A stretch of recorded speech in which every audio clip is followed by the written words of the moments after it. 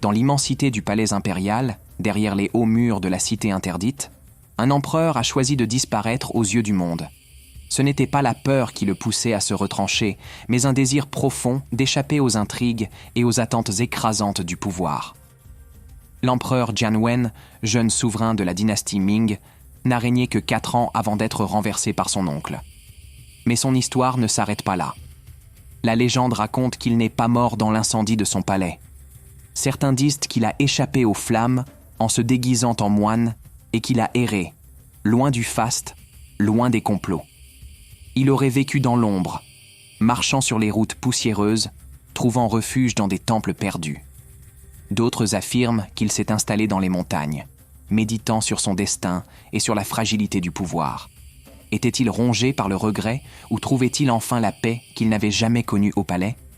Mais Jianwen n'est pas le seul empereur à s'être éloigné du monde.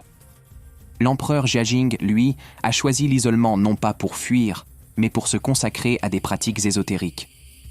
Cloîtré dans son palais, il cherchait l'immortalité à travers des potions et des rituels taoïstes, ignorant les souffrances de son peuple. Pendant des décennies, il a refusé de voir ses ministres, laissant le royaume sombrer dans le chaos pendant qu'il s'enfermait dans ses expériences secrètes.